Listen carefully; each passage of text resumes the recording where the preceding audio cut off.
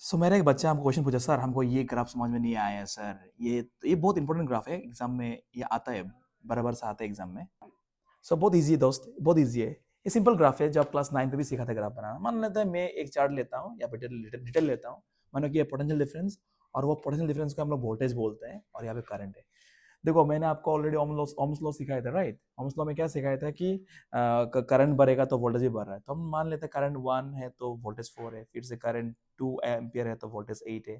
तो जिस जिस तरह करंट भी बढ़ रहा है, वोल्टेज भी बढ़ रहा है। तो मैंने एक रफ डिटेल एक मतलब वो ले लिया, आपका डाटा ले लिया। चलिए समझते हैं चीज को, एक पेन लेते हैं। माने कि ये आपका ये let us consider this X axis as current. मान लो कि इसको हम करंट मान लेते हैं, और ये आपका वोल्टेज मान लेते हैं, इसको हम वोल्टेज या फिर पीडी बोल सकते हो।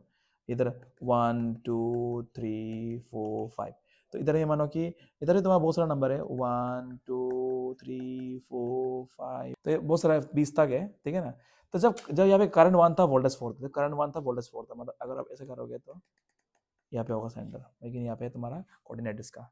जब करंट 2 था, वोल्टेज 8 था, जब 2 है ये 8 है, ठीक है ना? जब करंट 3 है वो 12 है, जब ये करंट 3 है ये 12 है।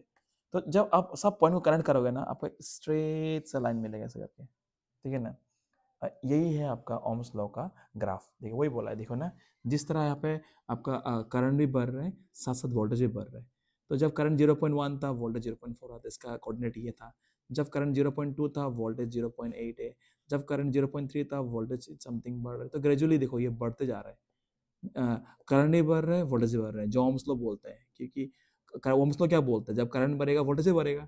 तो जब आप इस मैसेज को आप फ्लोट करोगे तो you will get a straight line, इसको द लीनियर ग्राफ, और यही ओम्स लॉ का ग्राफ। सिंपल बात है दोस्त।